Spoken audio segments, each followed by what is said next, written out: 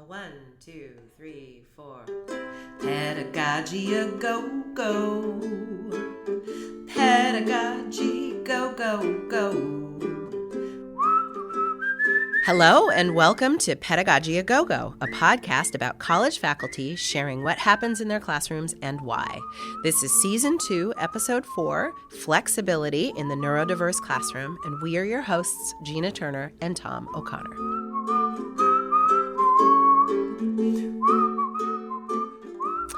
Hello, Tom. Hey, Gina, how are you? I am doing fine, thank you. It is good to see you again so soon. Yes, yeah, we're just recording these things back to back. We've been knocking them out. Yes. It's starting to feel like a real show. I mean, we're talking about these like Netflix seasons, and I feel like this is it. This is the season finale. Yeah, and we planned a big one. Yes, I guess this is a big one because we have two guests. We have two guests. We're changing it up, and I really want to do it in my best Monty Python voice, and now for something completely different.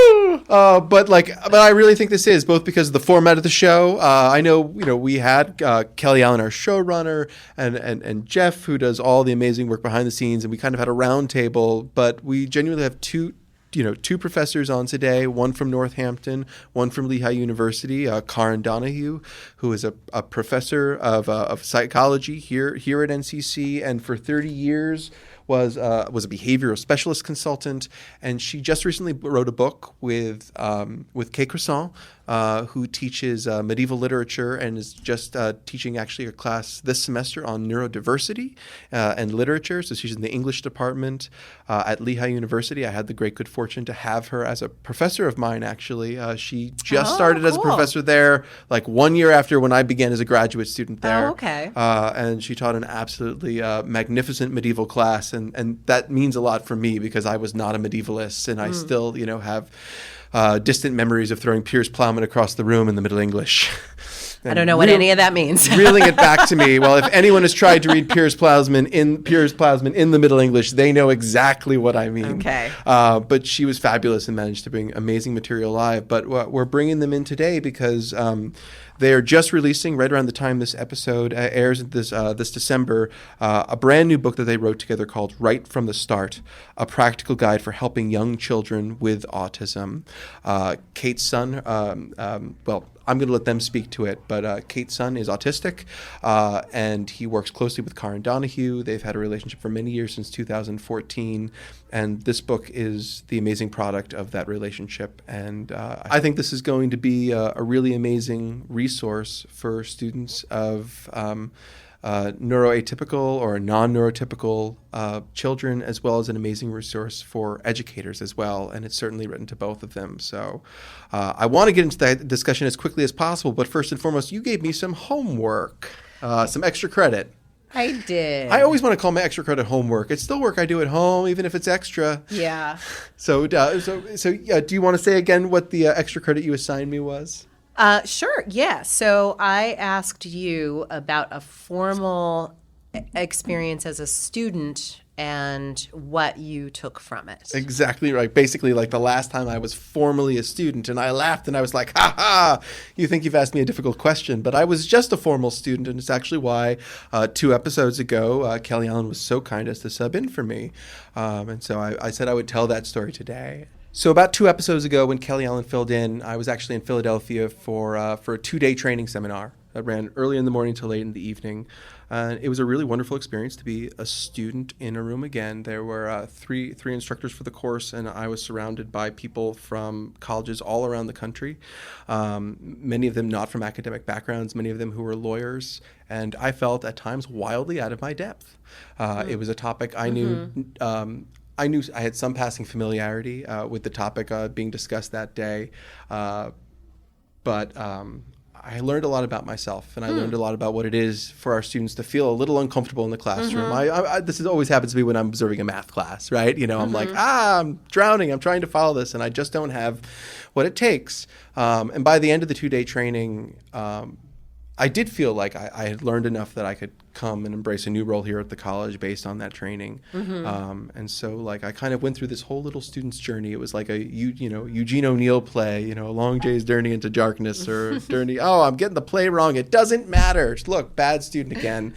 Well, but I think it's a great point to remind ourselves, those of us who are in the front of the classroom, what it feels like to be out of our depth, for sure. So I think it reminds me of an experience I had a couple summers ago where I went on a tour with someone who was conducting the tour in French, and I barely remember my high school and college French. So I was really trying really hard to follow what he was saying. And he was so sweet because when he turned to the English speakers, he would speak really slowly in French still. So, that's a like reminder any good French too. teacher. Yeah, exactly. Or just any person who's trying to speak in their own language to someone who doesn't speak the language, as though going slower is helpful. And they say it louder too. Right. But he did it with a lot of facial expressions and gesticulations too. But it was really valuable for me to remember what it is like to be understanding 30% of what's going on, right? And because you check out and you feel like, oh man, I can't do this, and you're so it but just then you raises do, all of right? these. I mean, you feel it at your depth, but if you double down on it, suddenly you find yourself understanding a little bit more French. You can. I want that experience today. I want us Yeah. to be out of our depth, because I Yeah. anticipate that we're going to learn a lot today. Yeah, I think that's true, but I think it also speaks to what they're talking about, which is this idea that our students are coming from very different perspectives and have very different understandings of the world when they come into our classrooms, and they might very well feel out of their depth for myriad reasons. So without further ado, Let's get these two in here so we can talk to them. if you had just one word to describe yourself as a teacher, what would it be? So we are in the studio today with Karin Donahue, an NCC professor of psychology, and Kate Crassons, a Lehigh professor of medieval literature and teaching. I just found out. What was the title of the course again, Kate? It's called Neurodiversity and the Literary Imagination. Which I love. Oh, wow. Yeah. So, and we couldn't be more excited to have the two of you in the studio today. You have a book coming out in just a few weeks that we were privileged to get at least the sneak peek look at earlier. And but I guess now that we have you in the studio today, can you tell us a little bit about yourselves and how you came to work on this project together? Should I take that one? Sure. It's all her fault. You can blame me. Yeah.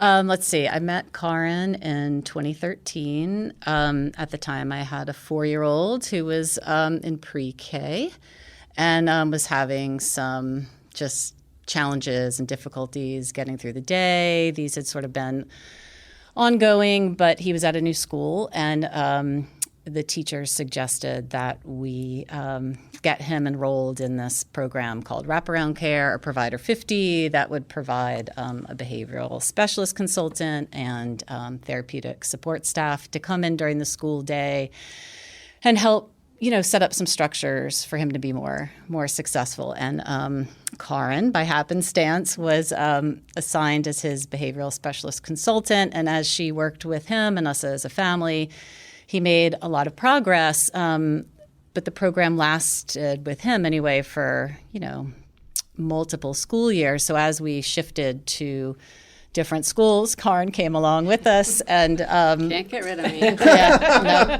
I wouldn't let her go anyway.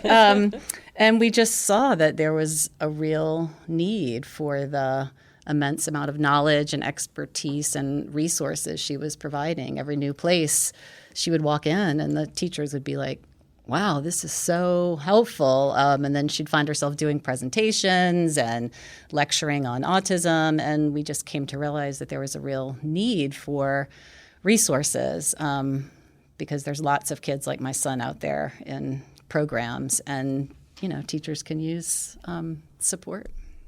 Yeah, Kate asked me, Karin, would you like to write a book? You should really write a book. And I just laughed. I'm like, yeah, that's a great idea. And she's like, no, you should really write a book.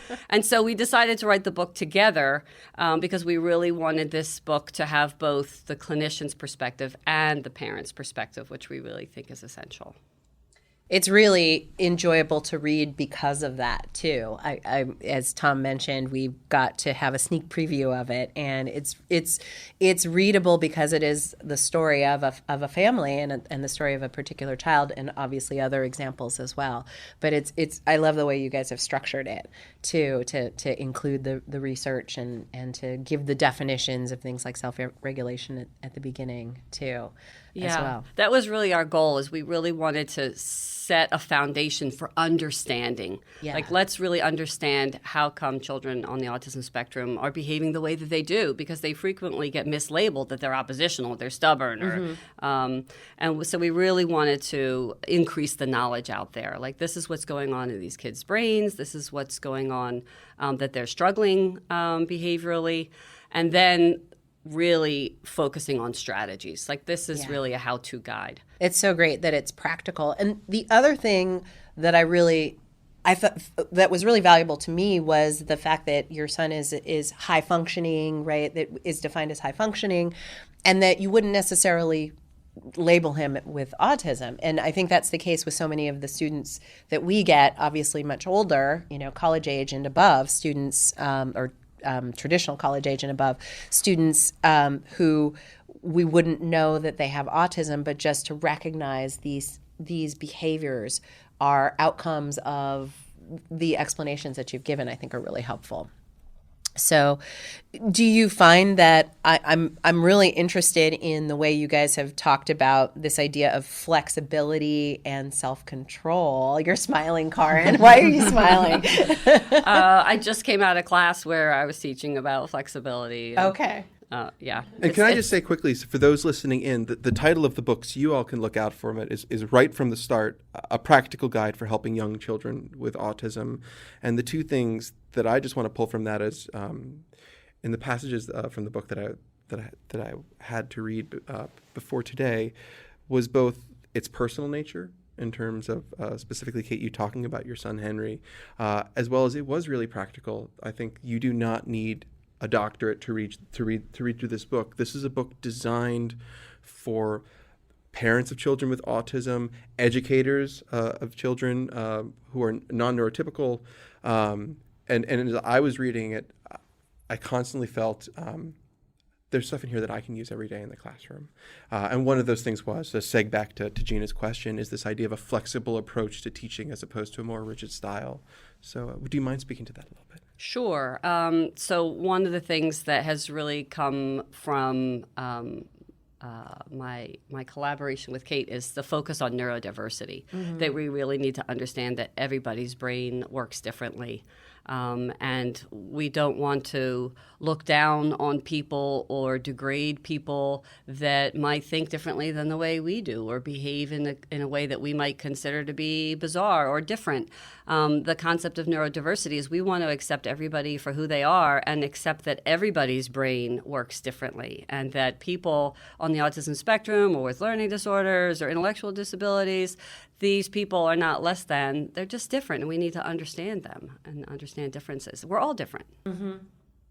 And I also think in a classroom at any level, preschoolers to college age, we all learn things, even if those aren't the things we've been explicitly taught. And so just modeling that flexibility, I think, as a teacher, again, at whatever age group, is so important, because if you have a student who's a little kid or a college student who's struggling or feels stuck, and you meet that with a response that's equally rigid or just lays another demand when a student's already sort of stuck in a moment, it just doesn't work very well. It just tends to backfire. And I think the more you can model that flexibility and build a bond of trust with that student and try to meet them where they are, I think you're likely to get much more a much more successful outcome, or to resolve a problem or a moment of, rigidity. You'll get out of it more quickly. Yeah. You give a great example of this at the start of the first chapter.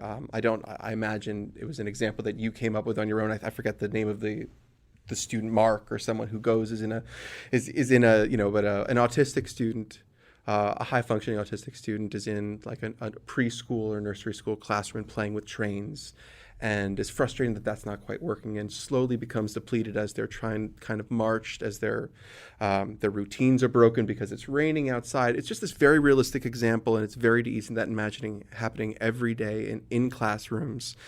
And then you model, I think, in the book, or describe some of these flexible teaching practices. Like, what might that look like in classrooms? What would those flexible? I mean, in this case, it was, I think, offering that student some quiet time to maybe replenish. It was about inviting them to some assistance with, I think it was a pumpkin carving exercise or something, because there were motor controls and things like that. I'm probably butchering this story. I'm sorry. Not at all. But you talk about where things can go wrong because of really misidentifying behaviors. You're saying that these are not bad kids. These aren't kids who are acting out. These are kids who don't have the ability to communicate in a way that we understand, but they're communicating in other ways. And flexible teaching styles can help us help them in those situations. What do some of those flexible teaching styles look like? Some things that we can do in the classroom in a situation like that? Well, you always want to give people an opportunity to feel calm and safe. So if people aren't self-regulated, which we talk about all the time in the book, then they're not capable of learning. And can you describe for our audience what self-regulation is? Because they might be familiar with that term. Yeah, so self-regulation is the ability to control your emotions and your behavior. So we all self-regulate. We all engage in behaviors to kind of keep ourselves properly aroused or stimulated or alert. So like a good example that I use in the book and that I talk about in class as well is that if you're driving late at night and you're starting to feel really tired and your eyelids are starting to droop, you're going to engage in self-regulatory behaviors to make sure that you stay alert and stay awake and don't fall asleep driving the car. And so I try to help people understand that we all engage in these self-regulatory behaviors to kind of maintain that appropriate stasis for the condition. But we need to recognize that sometimes our students are walking into class and they might not be self-regulated. They might be coming in really upset, or the other morning I was teaching class and it was pouring rain. And so the students are coming in and they are just dripping wet, and so they're probably really uncomfortable. Yeah. So just recognizing hey guys, thanks for stomping through the pouring rain to get to class. I recognize that you might not be in the best place right now. So just kind of recognizing where students are, how they might be feeling, just validating students. One of the things you say in the introduction is about creating a positive experience of school is going to set the tone for them to be able to proceed throughout their education. And I thought that was so powerful, obviously, for little kids, but definitely at the community college, certainly we have students who are underprepared for college work, or don't have any background in, they don't have family members who went to college, so they just don't have any understanding of that. And so I was really struck by that idea of creating the positive environment, even to the point where you're not necessarily as worried about teaching them every single thing that is on the curriculum, right? Necessarily. As someone who teaches gateway courses every semester, I felt like that really resonated for me. Do you feel like that is something that you take into consideration when you're teaching your college classes, right? I mean, certainly with Lehigh students, they're probably more prepared, but do you still feel like you take that into consideration, Kate? Yeah, definitely. I mean, I can think about a class I taught maybe last year. It was an upper level seminar on critical theory. So it's kind of dense topics where we're looking at different approaches to studying literature. And I had a student who's a successful student, she was a senior, invested in going to law school and applying for Fulbright, but also a student who was struggling to understand the material. Mm-hmm. she could regurgitate a lot of what I said and made a lot of strides to get close. But in conversations and rewrites of papers, it was clear that just the conceptualization wasn't quite there. And so at some point with her, this might be a little unorthodox, but it's definitely influenced by, learning from Karin and the book we wrote. I just pulled back and I said, look, you're not going to write a second paper. I might get in trouble with my dean, but I want you to understand this. So let's stop. This isn't working. Let's stop doing this. I want you to draw, to do a visual approach to this assignment and draw out, how the signifier relates to the signified or whatever. And we went through one version of that. And then I think something about that different mode of representation and engagement, we finally got that click, right? And it took her, much longer, more effort, but I feel like she got to a point that we had been looking for, and that's what mattered. She didn't write 2 papers, but she wrote lots of versions of 1 paper. She did this whole new visual assignment and way of thinking, and I think that was, what she needed, right? More than just jumping through the hoops of a syllabus or a curriculum, like you were saying. It sounds actually a lot like UDL, or Universal Design for Learners, was one thing that I kept thinking about, again and again, in terms of coming up with different assignments for different types of learners within our classroom. And even at the early childhood level, Gina, I think you started to talk a little bit about this. It sounded like there were struggles as you were trying to help the teachers understand the need to prioritize. I'll cite you here actually from the book, because it was such the inherently logical connection between educational and emotional goals, and you were, I think, trying to encourage educators to focus more on your son Henry's social and emotional skills over and above, at times, academic skills. That resonated with me because, especially, and again, not that this is solely a community college, and I definitely had non-neurotypical students when I was teaching at Lehigh years ago too. But there are students who come without sometimes the emotional maturity,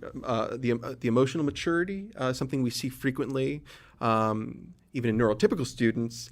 But there are all these other skills that are connected to how we teach ourselves, how we can go out and research, and how we acquire knowledge, not just in that specific classroom setting, but these are real-world skills that you can take beyond them into other settings. Yeah. They're really important. And look, it was painful for my husband and me to have to say to teachers, because we're big school nerds. I'm a professor.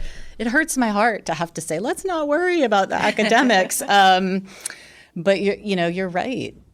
They're foundational. The academics won't come. It's like Karin said, you can't learn if you're not regulated. And I think even on a larger scale, these social and emotional skills really need to come first. And I think teachers know that, but they're under a lot of pressure to produce, to get to for students to take test scores and to move ahead as quickly as possible. But I think, you pay a price for that in other ways when there's so much focus on academics. I think it actually ends up undercutting the academics because, you've missed the boat on, some of these skills that are hard to make up, And the example that you used of the woman in your seminar, she was, we don't know, or I don't know if you know, but the assumption is that she was not non-neurotypical. In other words, she was neurotypical, but still needed a new way of conceptualizing the material, and then got it. And that the exercises of writing 1 or 2 or 5 papers or 3 or 4 tests, those are all supposed to be in the service of providing a way into the material, right? Yes, so your dean shouldn't get mad at you. Yes, but you're right. You have to think about where you're trying to go. Yeah, definitely. So thinking of yourselves now in the classroom, and maybe even since you've written this book and also collaborated together, do you feel like that has changed you in the classroom? And then I'm also going to ask you, is there a word that you feel like you can use to describe yourself in the classroom? If there were one word, what would you use to describe yourself? Gina is the queen of segues, and that was a beautiful segue. We love to ask this question, describe yourself as a teacher in one word. So we're springing it on you now. I would say the one word that describes me in the classroom is passionate. because I'm incredibly enthusiastic about what I teach. And I warned my students on the first day that I'm very interactive, and we're going to do a lot of interactive, engaging activities. So if you're hoping for a class where you could just, look on your cell phone at the back of the class, like, this is not the class for you. So I would have to say passion, because I really bring my enthusiasm and my passion for my field to class. And your laugh. Yeah, and my laugh. How about you, Kate? I guess I'll answer your first question. I'm gonna dodge the one word answer. Work your way into it. Because I just, when someone says passionate, I'm not dispassionate, but that wouldn't be the word I choose. So I'm gonna just skirt back to the first question. But I think working with Karin and writing this book has completely altered the way I teach. I think I'm much more flexible.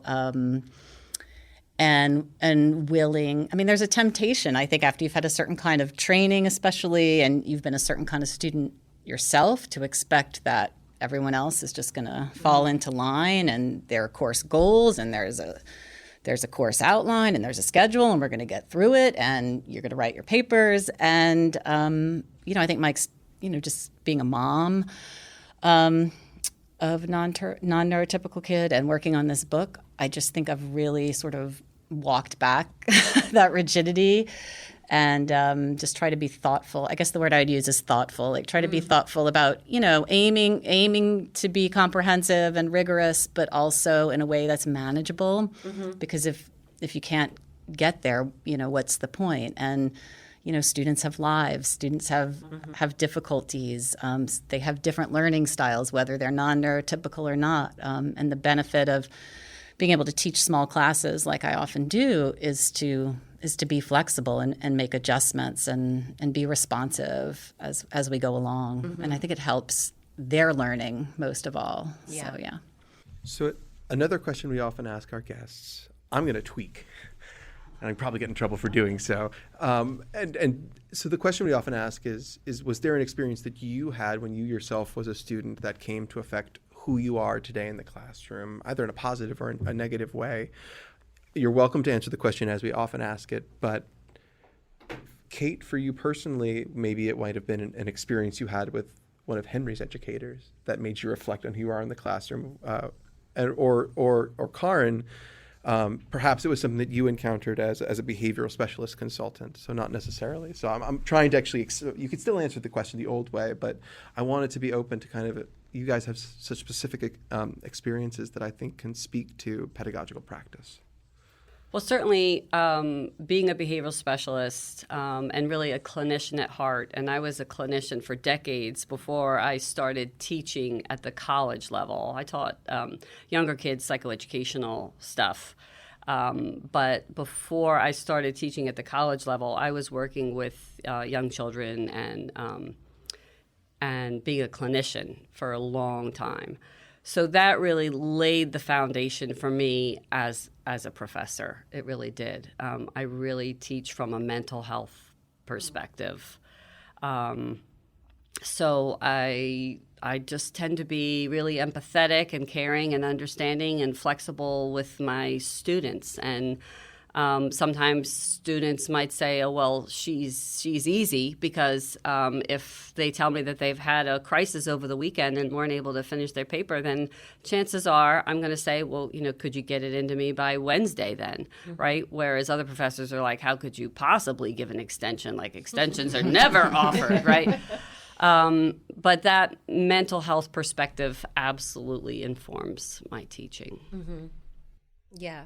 I mean, speaking to that just briefly, and then I definitely want to turn back to Kate, but that idea of flexibility around deadlines, but you also speak to this in your book about the giving them the skills to emotionally regulate and to have self-awareness allows them to meet deadlines.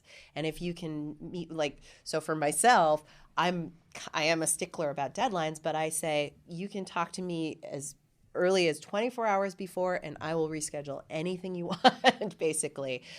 So I want to make sure that they understand that I'm happy to work with them as long as they want to work with me and try and create that space of flexibility and openness. So, but still with the idea that there are milestones you want to meet and outcomes that you have in the classroom. So I didn't want to ramble on. So let me turn back to Kate. I mean, I think on the parent side of things, having talked with a lot of preschool teachers and administrators, I mean, first of all, those are people who have really hard jobs without a lot of support for not making a lot of money. My mom was a preschool teacher, so with so many people in that field, you just see their love and enthusiasm for the students. When you're called in to meetings about your son not behaving well, you can see a different side to even, the most fun-loving preschool teacher. But I think what I found most helpful were the people who could still see the strengths and the potential in my son, because he has tons of both of those things, and who could approach the challenges from a problem-solving solution as opposed to a sort of reactive, disciplinary, these are our policies, we can't have this happening at our school, because that reaction would just then trickle down to Henry eventually via my husband and me, who would get, feel very worked up and upset about the whole situation. So, I think I've just learned to try to work collaboratively with students whenever possible, and to just have a mentality that's focused on problem solving, whether that's an area of content in the classroom, whether it's some issue outside the classroom. But it's not about, I think, not reacting. Knee-jerk reactions are good to avoid. Yeah.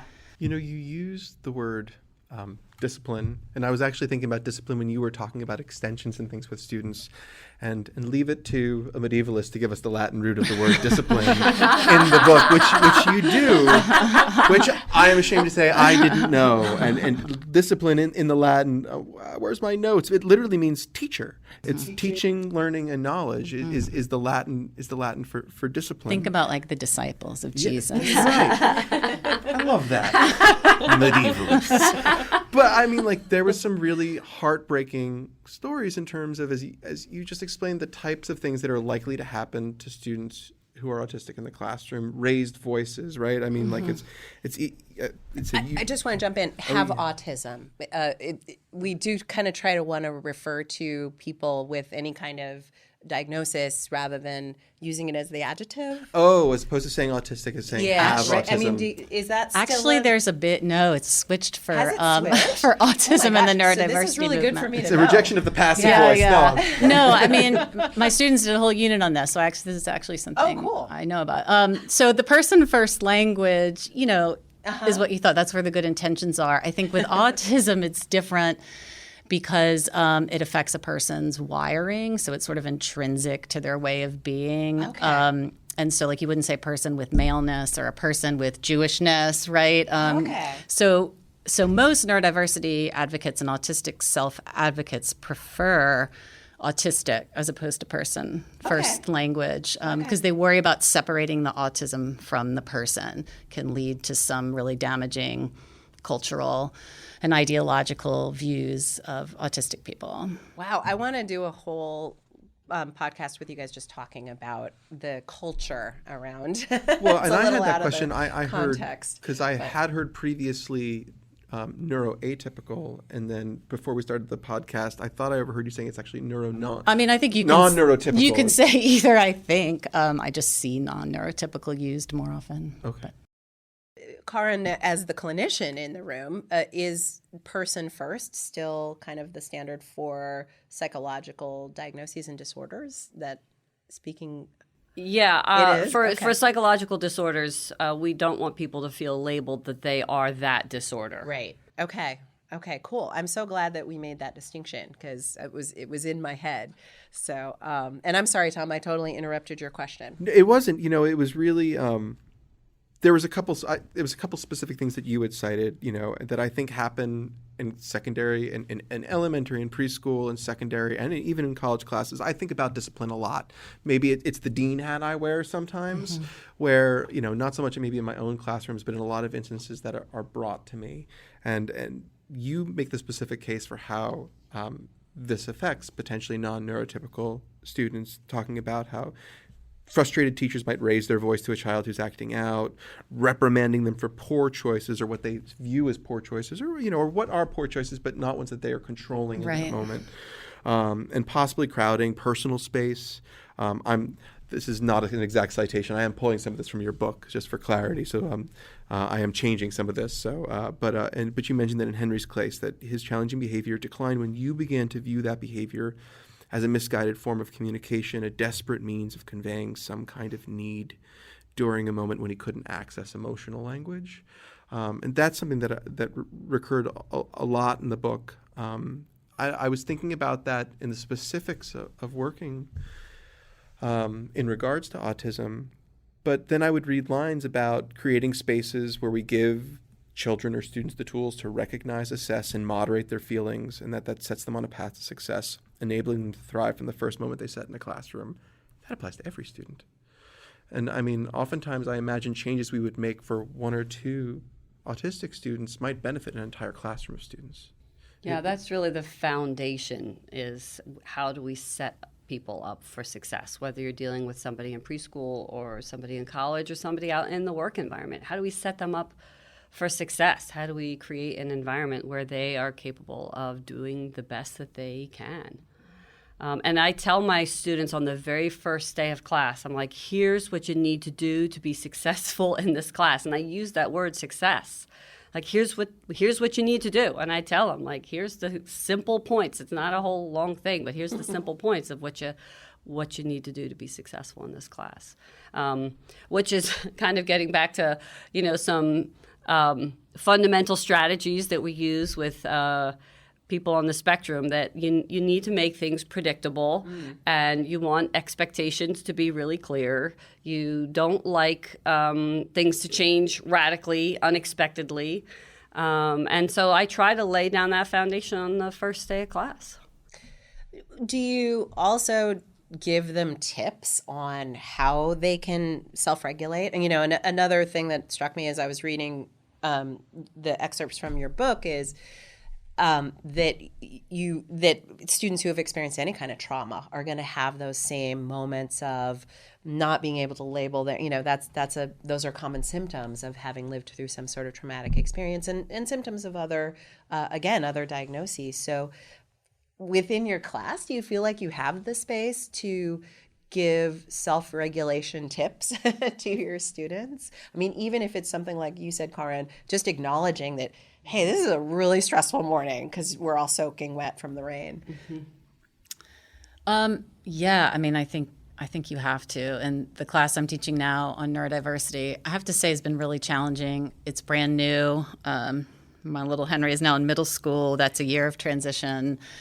That's been a little bit bumpy, and it has not been super easy just to, go from a tense IEP meeting right into class to talk about autism, to try to figure out, how much personal experience to bring in because it's relevant. Do I want to protect his privacy? Do I not want to make this class my personal therapy session? Trying to negotiate that has been really challenging for me. And I just put my cards on the table and have said, look, this is what is hard for me. There's students in the class who have autistic siblings. There's students in the class with ADHD. No one who's autistic themselves, but it's been a really emotional class, and we all definitely have needed to take time where we just, switch topics, take a break. Yeah. These very basic strategies and accommodations for autistic students, they're really just things we all need as human beings. Yeah. And there's not one thing in that book, not one accommodation you could do for an autistic student that wouldn't help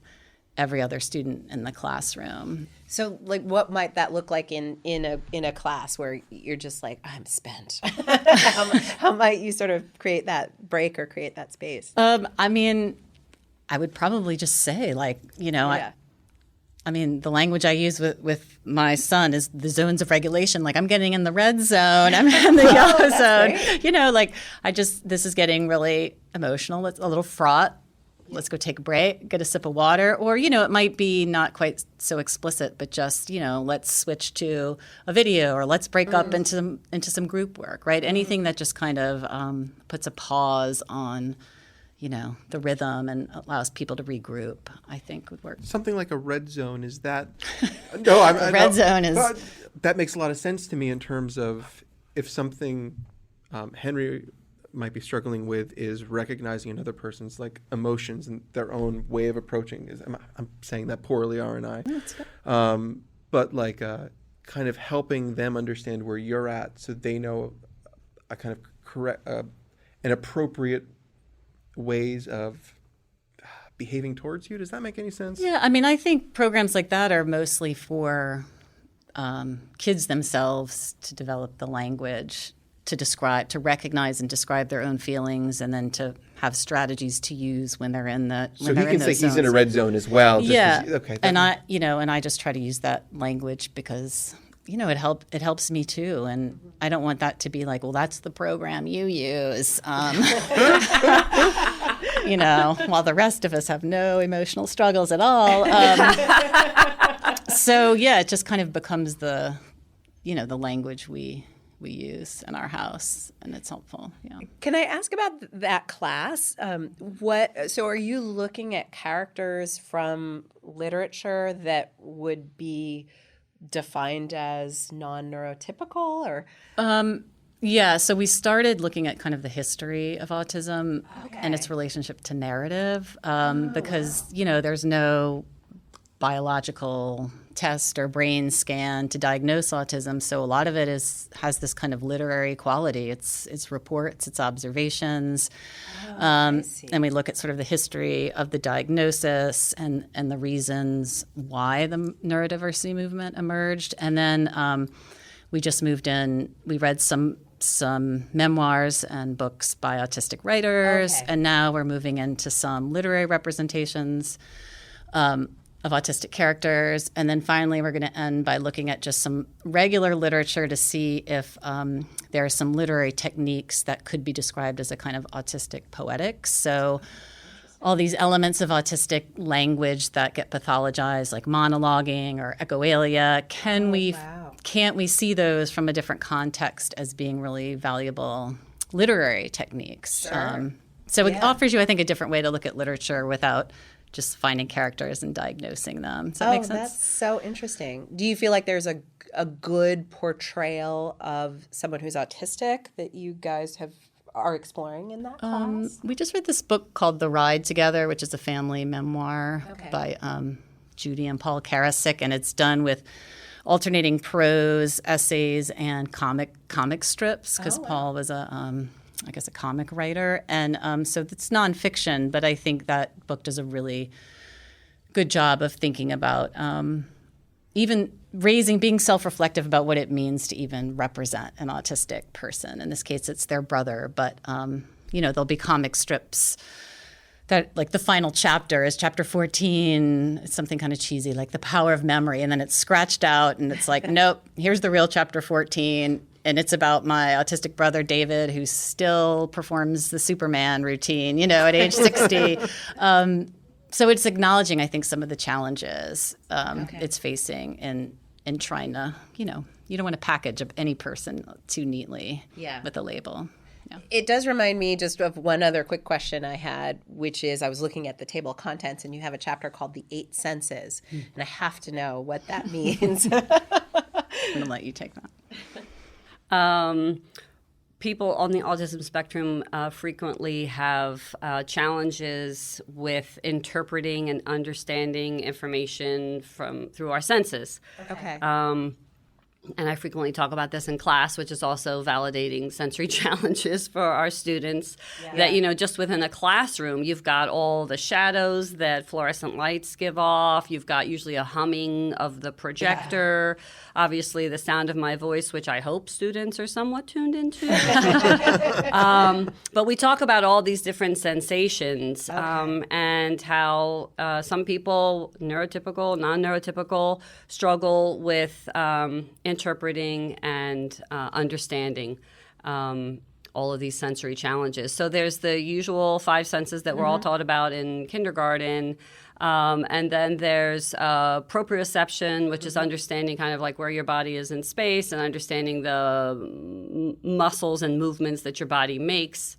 There's the vestibular perception, which is basically your balance. And then there's interoception, which is understanding these functions inside your body, like hunger, which is a very common problem with people on the autism spectrum, is they don't recognize when they're hungry.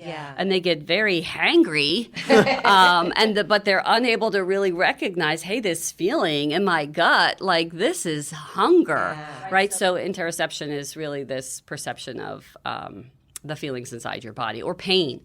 Many times people will be in pain and not be able to express it and cope with it.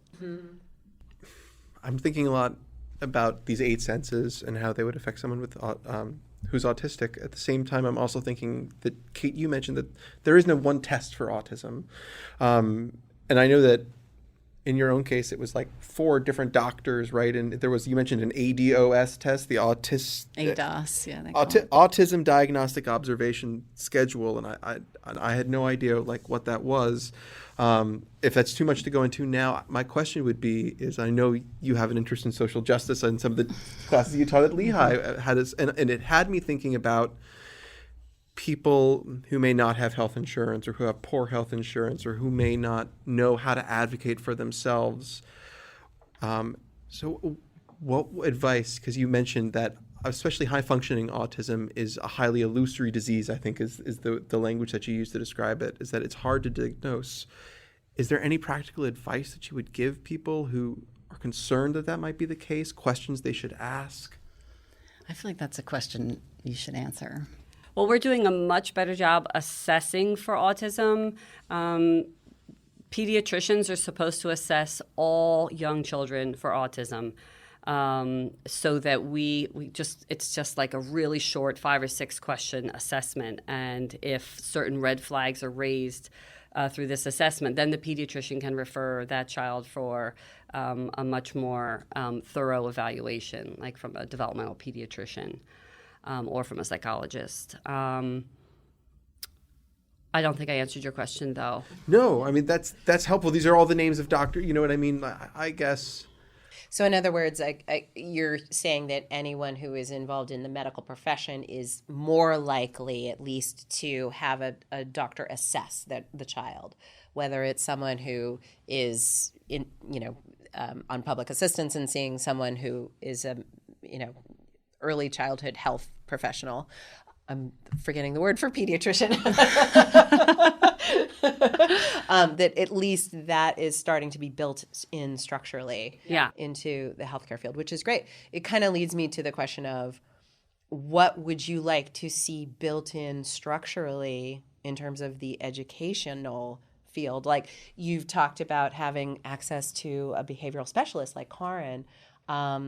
And even at the college level, what things would you like to see built in structurally? What changes do you think could be valuable for all levels of neurodiversity? I mean, I think for all students, if there were a way, I don't want to go all Bernie Sanders. I don't know if college should be free. If there's a way to take pressure off of students, faculty, even, administrators, universities and colleges are not for-profit organizations, but they need to stay solvent. But it feels to me like there's just so much pressure on everyone to stay afloat, and so many students who, worry about taking on incredible debt. They're trying to get out in 4 years.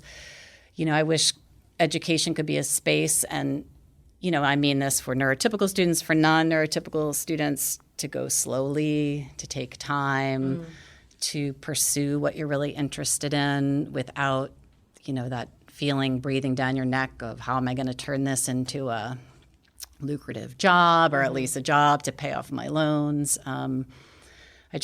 I wish all students could just have more time and space to explore their interests. Yeah. Oh, gosh.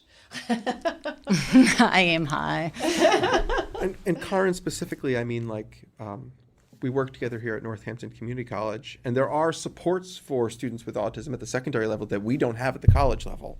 You mentioned IEPs earlier, Kate, and this has been a recurring issue in terms of student has no need to self-diagnose, right? A teacher may not have any idea what best practices are. And I have multiple times had cross my desk issues similar to this, potentially due to neurodiversity, but for any number of different reasons within a classroom that could be creating an atmosphere where there is a better way that we don't know the path to yet. Is there things that you'd like to see change specifically here at the college level or here even at Northampton Community College specifically? That's a big question that I've been asking myself for a while that I don't have any good answers to. So, well, when I think about the supports that are offered for young people before they graduate from high school, they have opportunities to be part of social skills groups, anger management groups. They have friendship groups, luncheons, all these things that are built specifically to help provide supports. To help people form friendships, to help people connect with other people, to help people learn new coping skills. We have all of these things built in K through 12, but then magically it all just disappears. So some colleges have particular structures built really geared towards people on the autism spectrum. It would be wonderful if we had more supports here, really geared towards folks with autism. Especially given the numbers that you quote in the introduction of your book, right? 1 in 37 men, I think, and 1 in 59 or 59. I think. 59, yeah. Yeah, and then and you also mentioned it's basically 1 in 10 children are being diagnosed with ADHD as well. So it's and then finally, you guys are also making that point that these are programs and skills building techniques that can help anyone with all of these things, right? And I think, given the diagnostic rates too, a huge underlooked resource for all of these issues in education are autistic people themselves and non-neurotypical people themselves. And I think for far too long they've been excluded as sources of expertise on their own ways of being in the world. And no one in my son's education so far that I know of is autistic, and that makes me sad for him. I want him to have role models and people he can relate to, or people who might be able to understand him. It's tricky with autism because everyone is so different, but I would like for him to feel like he's part of a community of people, not just somebody who has to go to social skills class or anger management class or whatever. I think those are great supports, but I'm holding out hope that autistic people themselves can be involved in shaping some of these structures and programs. And being open about it too, and open about the fact that it is a spectrum of humanity, right? That all of these symptoms are things that individual people who don't have a specific diagnosis might still grapple with or have these similar sensitivities. And for all the challenges, there are strengths, and a lot of times the difference between a strength and a challenge is just a matter of context more than anything else, I want to take your class now because when you said the poetics of autism, I'm so struck by that and the beauty of seeing it as an artful way of communicating, right? That monologuing. Monologuing is an art form. Yeah, it's a genre. It's a genre. Yeah, and to contextualize it as a way of being creative and a creative expression. It's such a beautiful way to think about it. And I love that. When we value the expression of non-neurotypical people, we allow them to be the models, right? We saw that a little bit, and I don't think you should need to be Temple Grandin to be that person. But when she visited, us recently, she spoke very similar. But I know that we have professors, with autism spectrum disorder at this college, certainly at Lehigh University as well. There are models, out there. And I think maybe if we can culturally appreciate them, show them that appreciation and the value in them, that might lead more of them to speak. Yeah. To decide that more than simply be a model for it in my own classroom, in my own life. To do, Karin, as Kate was saying that you've done, is to go in and speak before groups, you know what I mean? But from them speaking from their own, from their own perspective. Yeah, and when I've gone to conferences and workshops that are led by someone on the spectrum, it's just so powerful. I have learned so much from those folks. And I've quoted them in the book. I mean, I've just learned so much. I can't wait to read the rest of the book. So, and the book is, just to say it again, because I'm going to, it's right from the start, A Practical Guide for Helping Young Children with Autism. If there's any one takeaway, if I come and read your book, Joe, singer, songwriter, something, I don't know, I'm bad at names, Jane Doe, John Doe, when they encounter your book, what do you hope they take from it? You will learn ways to interact with folks with autism, and you will be able to help them have a successful experience in life and feel good about themselves. Great. Well, as you talked about, we've been talking about something that is very obviously close to your heart. It's very much part of your work life, Karin, as well. So let's give ourselves a little fun break. And ask our final question, sadly, of the podcast, which is there any guilty pleasure, I'm doing air quotes, that you would like to share with us? Maybe something that you enjoy doing that people don't necessarily know about you, that when they listen to this podcast, they'll go, what? Who wants to go first? My guilty pleasure is Girls' Night Out. Yay! I love Girls' Night Out. It's just great to be able to be with a group of women where we can just all connect and have a great time. I love Girls' Night Out. Okay, what are you guys doing after this? That Kate and I. I suddenly feel a little excluded. We could make an exception. We can be inclusive. I have, I think, a mischievous sense of humor. My autistic-related traits are being inappropriate, I think. So I love bad movies. I love Tiffany Haddish. Oh, gosh, she's so funny. She's like my hero. Yeah, I'd watch anything with her in it. So, yeah. She's in a TV show called, I can't remember the name of it. Kids Say the Darndest Things. That Oh, one? well, No? I see that she's on, that's on that one. I haven't watched that one yet. But it's an animated show, Birdie and somebody. Tuca and Birdie. Kelly just got really excited about it. Have you watched Tuca and Birdie? No. I haven't watched it either, but Kelly is Okay. is like, his face is just exploding And right it's now. red, So, yeah. Toucan spelled like the bird, T-U? No, it's Tuca is the Oh, name. Tuca, Yeah, but okay. they are bird-like Okay. individuals. Yeah, and apparently it's really funny. Great. So. Thank you. Well, thank you both very much for being here. And I really do want to take your class, Kate, and then I want to go to Girls' Night Out with both of you. And Tom, you can come Thank you too. so much. No, I thank you guys. I've been racking my head looking around for ways to help train our educators, right? And this book is pitched not just to the parents, but it's pitched to educators. And so this is a useful, needful thing. We need this now. And I was so happy to have the opportunity to start reading it and hopefully to use it in the future. So thanks to you both. Thank Can't you. wait to get it signed by both of you. You're sweet. Thank you. That's it. We're good. You guys are so good. Pedagogy a go-go. Pedagogy go-go-go. Anyway. Oh, it was yesterday. All right.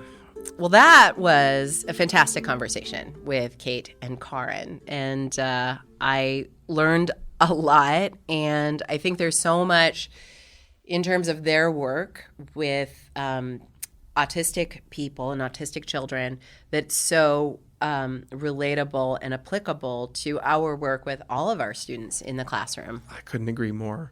Every time they spoke, when I was reading the book itself, I kept mapping what they were saying from something very specific to all of our students. And it brought me down to a non-neurotypical student in my class who needed me consistently to change the syllabus with any tiny insignificant change, even if it was like, hey guys, I'm shortening the reading or I'm cutting this. He needed it there, and he needed it updated on Blackboard. He was fortunate enough to express that to me, and every single one. It was the only time I think I've had a student say, really appreciated all the Blackboard updates on, like, on the student assessment at the end. I'm not known for using Blackboard to its fullest potential, and at least that's my little mini experience. We're knowing that when doing for one, I actually helped all. It's true, because it makes me think too, because I'm going to be out of the classroom for a training next week, and that's really impacting my schedule. And I myself hate changes to the schedule because I'm really rigid about my own syllabus, and I really like to stick to my syllabus as much as possible. It drives me crazy to have to vary, and now I'm having to vary significantly from the syllabus. And so I'm doing the same thing because I'm just thinking of myself, which is I want a new version of the syllabus on Blackboard. I want email reminders. And so I'm doing all of these things for the students because, again, it's for me, because I have that expectation that I don't like change that I have not initiated. So the other thing that I thought was so lovely about something that Kate said was about this idea of how narrative is different for people who are autistic. That was another huge learning for me too, that idea of how you refer to people who have autism and then people with other diagnoses. But that idea that the narrative forms that people with autism use are also things that we see as art forms in other ways. And that the term that's going to keep sticking with me is that poetics of autism. I love that. It's really lovely, and it just makes me think of the ways in which we can be open to all sorts of different ways of expressing ourselves. Students who don't express themselves in standard English, right? Students who don't express themselves formally in writing, and recognizing the value judgments that we place on different ways in which people communicate, because those are the ways they're used to communicating, or the ways that they have learned to communicate. So I think that's really going to stick with me. In thinking about, you mentioned the words poetics, and that stuck with me too. And maybe a meaningful way to kind of wrap up the conversation we just had with Kate and Karin is what I find to be an incredibly poetic quote that they included in their book as an epigraph. And it's from Alison Gopnik, and it's a quote from The Gardener and the Carpenter. And I'm going to read the quote, and then I'm going to read it again with a slight change of words. Mm-hmm. So the original quote is, "Our job is not to make a particular kind of child, but to provide a protected space of love, safety, and stability in which children of many unpredictable kinds can flourish." And if we just sub out the word child for student, our job is not to make up a particular kind of student, but to provide a protected space of love, safety, and stability in which students of many unpredictable kinds can flourish, speaks to, I think, the potential of the neurodiverse classroom and the flexible teaching style that they both spoke of. Mm-hmm. Is that it's our job to create this safe space of love and exploration where all learners, and I mentioned UDL, Universal Design, but all learners have a space to be their best selves as students, mm-hmm. and that they'd still be true to themselves without trying to make some kind of perfect type of A student mm-hmm. that we might have pre-constructed in our head. So, yeah, it's really true. But a little bit of extra credit for you before we part ways, and I'm also going to kind of gesture towards the conversation that we just had with them. In the book, Kate Crassons spoke about learning how she had to shift her expectations of herself, as well as her expectations of Henry, her son, that she had to let go of unproductive techniques that she assumed to be fail-safe, and that she had to experiment with new strategies that she often felt unsure about. So there's 3 things there, and I'll put them to you in an email so you remember them. But can you think of a time in the classroom when you've had to shift your own expectations of yourself as a teacher and of a student or of several students or classroom, a time that you let go of unproductive techniques that you assumed were fail-safe, right? That surefire assignment that worked every time and then didn't. And maybe a time that you've experimented with new strategies that you often felt unsure of at the time that you were experimenting with. Yeah, definitely. I mean, I think that I run across that all the time, basically. So, yeah, I will think of some good examples. So that's a big extra credit. I feel like I'm wrapping in 3 extra credit assignments for you, but it feels I happily accept. I know you're up to the challenge, and I can't. We're about to go on our holiday break, but I can't wait to see you after the new year for our next podcast. Yes. Excellent. That threw me. What threw you? What Holiday could throw you? break. What could Because throw you then I was about- like, oh, what holiday? Wait, Thanksgiving? And then I got confused. So We're several holidays away. It's all right. This is a perfect end. It should end in chaos. Teaching is messy. I love it. And I will see you in the Happy new year. holidays. Happy holidays. And happy holidays to all you listening out there. I hope that there's a little jingle in whatever song Jeff puts behind this to get you on your Oh, happy boy. holiday way. oh boy.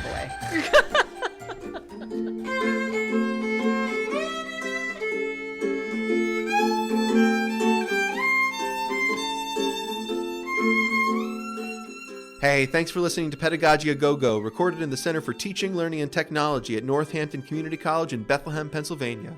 Our podcast daydreamer/showrunner is Kelly Allen, and Pedagogy A Go-Go is produced by Jeff Armstrong. If you've got any questions, please send them to pedagogyagogo@gmail.com. Our social media handle is at pedagogyagogo, and you can stop by our website at www.pedagogyagogo.com for copies of podcast transcripts, guest assignments, and other useful tidbits.